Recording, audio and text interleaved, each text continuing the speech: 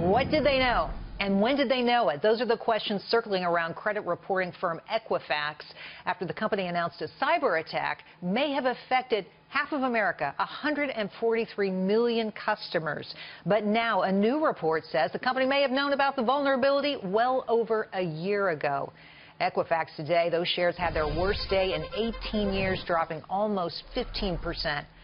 Cybersecurity expert Morgan Wright joins me now. I am so glad you're here today, Morgan, because I have been following this story, and I am so angry for consumers out there.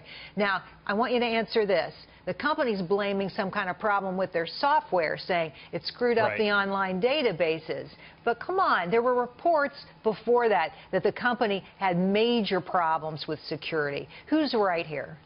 Look, they knew about this not only a year ago. One of the firms that monitors compliance said that, hey, you guys have bad practices, bad controls. In March of this year, it's called Struts. It's part of Apache. It's an open source software. They put out a notice saying, hey, this stuff is vulnerable. You need to patch it. So not only were they told a year ago, they were given the fix in March. So the question is, did they apply it? And if so, but look, 143 million records. It's beyond unconscionable. We need a version of Sarbanes-Oxley for digital, just like we do for the financial side. And that's my next question. Okay, what do we do about this? There's a California Democrat calling for an investigation in Congress. He said this: why did Equifax wait 6 weeks before letting the public know about the massive security breach? Seems like, he says, an unreasonable delay.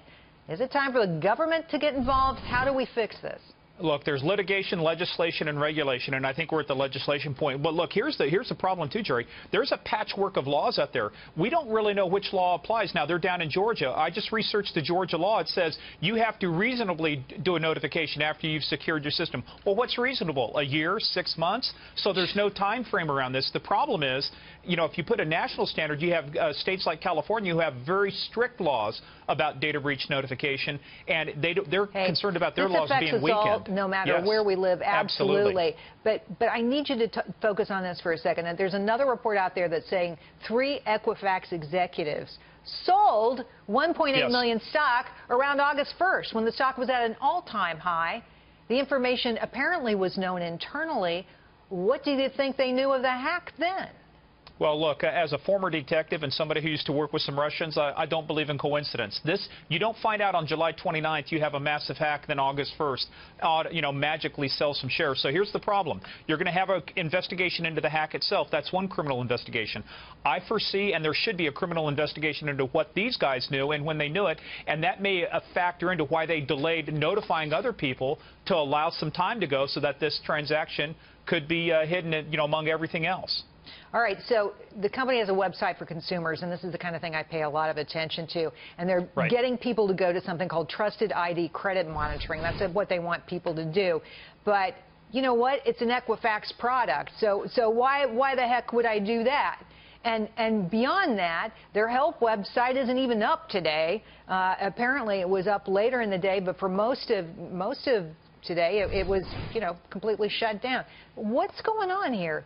What do you think Equifax knows of the extent of the hack? Are they just getting pummeled with consumers who want help out there? Oh, I'm sure. Yeah. What is going on? Well, here, first of all, the data breaches, the reported number is never the actual number. The actual number will be higher. The second thing, and this is just some stuff that came out just recently, Jerry, some people have been reading the policies, and the privacy policy and the terms and conditions. If you go to that site to check if you're vulnerable and you register for this stuff, there's some language in there that says, hey, you've given up your right to be part of a class action lawsuit. So that's right. So, I mean, there's some underhanded stuff going on here. What we need right now is transparency, and what we need, this is one of those things where somebody better be going to jail, somebody better be in handcuffs, because this is criminal as it gets when 143 million people, by the way, at the average of $141 cost per record breach, that's a national average, comes out from IBM and Pony Mott Institute. They're looking at potentially $20 billion in impact to Equifax alone. All right, from this breach. we got to leave it there. And I got to tell you, I know the Equifax people are on the phone right now to our producers, and what they're saying is we're not criminals. So there's the flip side for you. I just gave it to you. Morgan, thank you very much. You bet.